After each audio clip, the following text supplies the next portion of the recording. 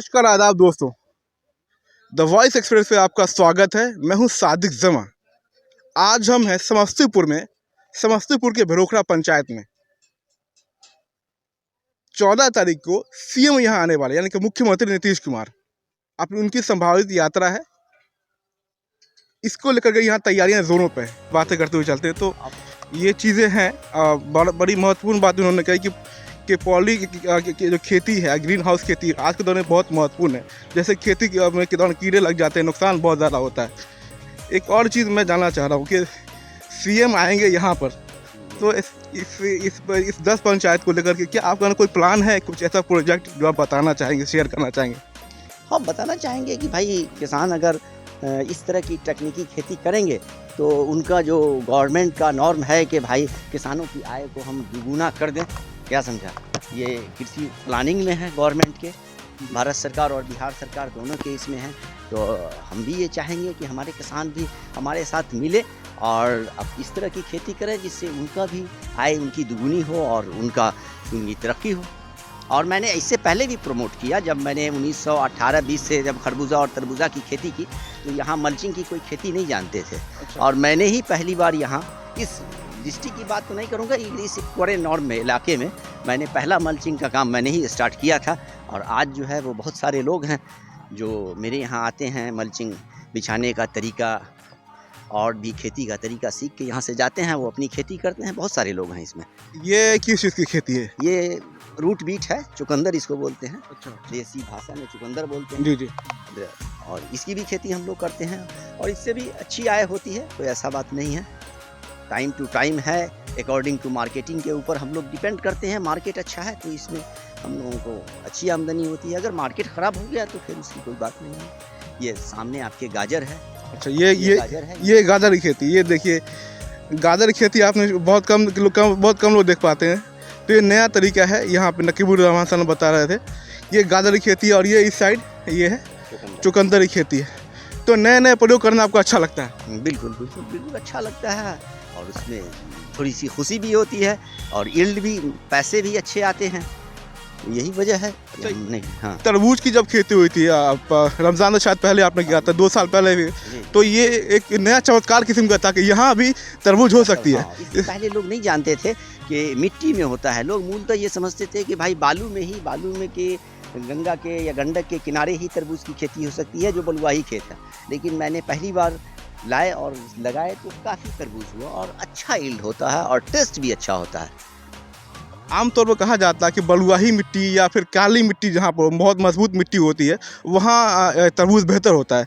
तो इसमें क्या आपने नया प्रयोग किया या उसी तरीके से आपने किया जैसे खेती आमतौर पर होती है? नहीं, हमने बिल्कुल नई तरीके से किया। हम मल्चिंग मंगवा के उस पर मैंने किया। तो चूँकि ड्रीप नहीं था तो हम लोग फ्लड से ही उसके, देखिए ये दोनों किनारे बैंक में लगवाते हैं, किनारे में लगवाते हैं, चूँकि उसके मॉइस्चर से, और फ्लड इरिगेशन करते हैं। तो फ्लड इरिगेशन से इसके ज़रिए हम लोग पानी दे के खेती करते हैं। अब तो ड्रीप लग गया तो अब हम बीच से पानी ही इसको दे देते हैं। फ्लड इरिगेशन का मतलब कि पानी आप इसके खुला पानी जाता है, और ड्रीप इरिगेशन का मतलब कि ड्रॉप पानी। अच्छा, ये जो मैं समझना चाहता हूँ, क्योंकि ये प्लास्टिक का बैग है, पूरा आपने शीट बिछाया ना ऊपर में, इससे क्या फ़ायदे होते हैं, क्या इसके फ़ायदे? देखिए इससे 2-3, सबसे पहली फ़ायदा तो ये है कि हमारी जितनी हम फर्टिलाइज़र का इस्तेमाल करते हैं, जितनी भी हमने कंपोस्ट या जितना भी देते हैं, तो वो सिर्फ जंगल इसमें कम होता है। तो ये सारा खाना मेरे पौधे लेते हैं। इस पौधे लेने से क्या होता है कि इनका ग्रोथ 2 टाइम्स ज़्यादा हो जाता है। खुले में अगर आप कर देते हैं तो अगर 30 दिन में पौधा तैयार होगा तो इसमें 15 दिन में पौधा तैयार हो जाएगा और पूरा उनको खाना मिलेगा, पानी मिलेगा, भोजन इनको पूरी तरीके से पर्याप्त मात्रा में। ऑटोमेटिक है कि जब जितना खाना देंगे, जैसा आप करेंगे, वैसे ही आपका प्रोडक्ट होगा। तो इस पर वही होता है कि इससे माने यील्ड बढ़ जाता है, ये फ्रेश हो जाता है पौधा, माने आपको फ्रूट मिलेगा, बिल्कुल फ्रेश मिलेगा। कोई माने ज़मीन का संपर्क नहीं होता है। प्लास्टिक पे मल्च के ऊपर मेरा मैंने फ्रूट रहता है, तो फ्रूट के अंदर देखने में भी खूबसूरती होगी। और लोग तो अभी चाहते हैं कि भाई खूबसूरत से खूबसूरत ले, कोई बदसूरत फल तो लेना नहीं चाहते हैं। बिल्कुल बिल्कुल। तो ये जो आपका ये प्लॉट है पूरा, ये कितने एकड़ में या बीघे में ये प्लॉट, इसमें आप खेती करते हैं? ये मेरा 12.5 एकड़ का है ये प्लॉट। अच्छा। एक प्लॉट है मेरे पास और इसी में मेरा घर है और इसी में हम खेती करते हैं। इतनी ही खेती करके हम जो है अपना जीवन यापन करते हैं। मैंने शुरू से ही देखा, मैं दिल्ली गया जब पत्रकारिता की पढ़ाई करने के लिए, लेकिन उससे पहले भी हमने देखा है कि खेती में आप रमे हुए रहते थे। मैं जब भी आया यहाँ पे देखने के लिए तो बिल्कुल ही अलग किस्म की खेती करते हुए आपको देखा है मैंने यहाँ पे। ये तो जुनून मेरा जब मैंने मैट्रिक किया तो 1980 में, और 89 में जब मैंने पीजी किया, उससे भी मैं आंशिक तौर पे करता था, पूर्णतः नहीं करता था। लेकिन जब मैंने पढ़ाई छोड़ा तो पूर्णतः खेती कर रहा हूँ, और यही हमारा ये है। तो जब बच्चे उस एज में आने के बाद सिविल की तैयारी करते हैं, ठीक है, बिहार के लड़के, तो नकीबुर रहमान साहब खेती को चुन रहे थे, ज़मीन को चुन रहे थे, ज़मीन से जुड़ रहे थे। तो ये एक चीज़ है, ये क्या है? ये पलवल की खेती है, ये ऐलान पे पलवल है। ये देखिए, ये सामने आपको नज़र आ रहा है, ये ऐलान। ये अब क्या ख़त्म हो रहा है, ये शुरुआत हो रही है? शुरुआत है। अब ये इंशाल्लाह ये जो है फरवरी के लास्ट तक इसमें से फ्रूट निकलना शुरू हो जाएगा। तो शुरू में जब फ्रूट निकलता है तो काफ़ी महंगे होते हैं, 70, 80, 100 रुपये केजी बिकते हैं। तो यही सब एक हम लोग टाइम निकाल के उससे कुछ चाहते हैं कि अच्छे रेट में बिके, जिससे हम लोगों को कुछ प्रॉफिट हो जाता है। यही हम लोगों का है सोच साथ। एक चीज़ और, खेती में एक चीज़ तो फर्टिलाइज़र बहुत यूज़ होता है आमतौर पर, इससे नुकसान बहुत ज़्यादा है, हेल्थ को लेकर के। आप कैसे करें, क्या इन चीज़ों से आप दूर बचे रहते हैं, या आपको मजबूरी होती है फर्टिलाइजर का इस्तेमाल करना बहुत ज़्यादा? नहीं, हम बहुत ज़्यादा नहीं करते हैं। हम हमेशा सॉइल टेस्ट कराते हैं, और सॉइल टेस्ट के हिसाब से जो मुझे रिक्वायर्ड फर्टिलाइज़र की ज़रूरत है मैं उतना ही देता हूँ। मैं यूरिया का कभी भी डोज 1 किलो से ज़्यादा नहीं देता हूँ। हर लोग 5 किलो 2 किलो छींटते हैं, मैं 1 किलो जो इनको रिक्वायरमेंट है। 1 किलो कितने में? पर कट्ठा देते हैं। तो हम रिक्वायरमेंट के हिसाब से देते हैं। इस बार इतनी क्राइसिस हुई, लोगों को यूरिया की क्राइसिस हुई, मैंने लोगों को यूरिया बांट दिया अपना, क्योंकि हम तो 1 किलो इकट्ठा देते हैं। तो हम जो यूरिया ला के रखे तो पड़ा हुआ था, मैंने जयशंकर जी को कहा भाई ले जाइए। आए खलील साहब आए, बोले मैंने ले जाइए, छीटिए आप गेहूँ में। हम तो हमारे पास तो पड़ा हुआ है, इसलिए कि हम तो 1 किलो इकट्ठा देते हैं, और हम जो रिक्वायरमेंट होता है, फसल जो चाहती है हम उसी हिसाब से उसको देते हैं। ये नहीं है कि छीट दिया, होना है तो हो गया। अगर 12-32-16 देना है, 18-46 देना है, 20-20-13 देना है, तो हर कंपोजिशन को हम अपने देखते हैं कि हम कितना दे रहे हैं, हमको कितना रिक्वायरमेंट है, उस हिसाब से हम फर्टिलाइज़र का प्रयोग अकॉर्डिंग टू उसके खेत के अनुसार करते हैं। ऐसा नहीं है कि छीट दिया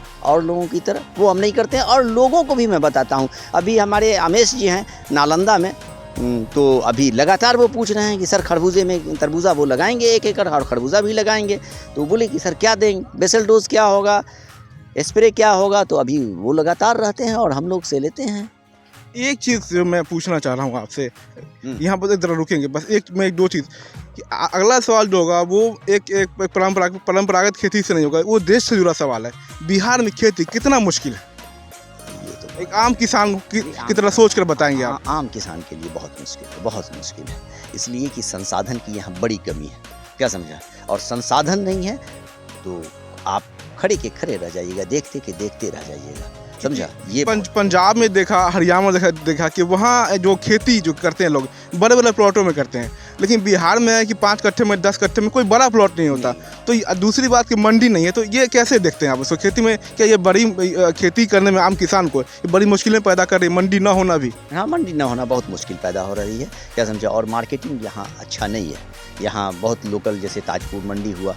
अब जैसे हम लोग अगर भेज दिया 1 केजी, अगर वो बेचा चुकंदर 10 रुपया में, तो 1 रुपया उसका हो गया, 10% हो गया, क्या समझा। अगर 2 रुपये बेचा तब भी वो 1 रुपया लिया, तो यहाँ वो 50% हमसे कमीशन ले लेता है। ये कमीशन वगैरह बिल्कुल इक्वल होना चाहिए। 5% कमीशन लेना है तो जिसमें लीजिए 5%, 2% कमीशन कर देना चाहिए। ये ब्रोकरी में ज़्यादा लोग बर्बाद हो रहे हैं। मंडी कितना ज़रूरी है बिहार में? बिहार में मंडी बहुत ज़रूरी है, हर चीज़ के लिए मंडी की ज़रूरत है। अगर जब मंडी नहीं है तो कुछ नहीं है, आप उपजा के क्या करेंगे, घर पे ही रखा रह जाएगा, सड़ जाएगा आपका प्रोडक्ट। अभी चुकंदर है, इसकी मंडी अच्छी नहीं है, क्योंकि आउट ऑफ बिहार इसका नहीं ले जा पा रहे हैं हमारे जो ब्रोकर हैं। क्योंकि हम तो किसान हैं, हम तो उपजाने में ही इतना व्यस्त हैं कि हम मंडी का दूसरा पैमाना नहीं देख सकते हैं। इसलिए ये बड़ी ज़रूरी है कि सरकार हम लोगों को कम से कम कुछ जो मेरा कांस्टेंट जो ड्यूरेबल है, टिकने वाला है, जैसे गाजर है, चुकंदर है, आलू है, कुछ ऐसी चीज़ है जो 10 दिन 15 दिन रह सके, इसकी मंडी आउट ऑफ बिहार या आउट ऑफ इंडिया, इंटरनेशनल या नेशनल पैमाने पर सरकार करे, और इसका एक मिनिमम MSP तय करे कि भाई हम लोगों को फ़ायदा हो। अभी हम लोगों का चुकंदर 10 रुपये, 8 रुपये, 5 रुपये बिक रहा है। रेट कौन नहीं होने की वजह से अगर बड़ा हो गया तो वो बिका भी नहीं, वो भी नुकसान है। ये एक मंडी का ये गड़बड़ी है यहाँ। जो है वो काफ़ी महंगा हो रहा है। खेती में आम जो किसान है, ठीक है, मध्य वर्गीय किसान जो है, उसके लिए बड़ी मुश्किल हो रही है। तो क्या खाद की कीमतें ज़्यादा हैं क्या? बिल्कुल अभी किसान के अकॉर्डिंग टू खाद की कीमतें बहुत ज़्यादा है, क्या समझा? और अभी जैसे हम लोगों को 1370 रुपया है। अभी जिस टाइम में खाद की ज़रूरत होती है उस टाइम में खाद की अवेलेबिलिटी नहीं होती है। ये कुछ किसानों के लिए बहुत मुश्किल है और छोटे किसानों के लिए तो और ज़्यादा मुश्किल है, इसलिए कि उस टाइम में सरकार मुहैया नहीं करा पाती है और इस पे है भी नहीं, कंट्रोल भी नहीं है। जो ब्रोकर हैं, कुछ ऐसे लोग हैं या खाद को स्टोर कर लेते हैं। अब महंगा रेट में अगर 1700 रुपया, 1200 रुपया, 1370 रुपये का डीएपी को 2000 में बेच रहे हैं। अब यानी काला बाज़ारी कंट्रोल में नहीं है सरकार के। कंट्रोल में नहीं हो पाती है, ये बहुत मुश्किल है। एक आखिरी एक सवाल है ये कि सीएम आएँगे, अब खेती की समस्याओं को आपने देखा, आप नए प्रयोग की बात करते हैं। क्या 2-3 बुनियादी बातें आप रखेंगे सीएम के सामने, आम किसानों को लेकर के? आम किसानों के लिए तो ये एक रखेंगे कि सर ये खाद की जो अवेलेबिलिटी है अकॉर्डिंग टू किसान के पास जितनी ज़मीन है या जितना ज़मीन में किसान खेती कर रहा है, कुछ ऐसे किसान भी हैं जो ठीका बटैया भी करते हैं, तो उनको भी रिक्वायरमेंट चाहिए। उनके पास अगर पेपर नहीं है तो खाद की अवेलेबिलिटी नहीं करा पाते हैं लोग कि भाई रसीद लाइए तो खाद मिलेगा।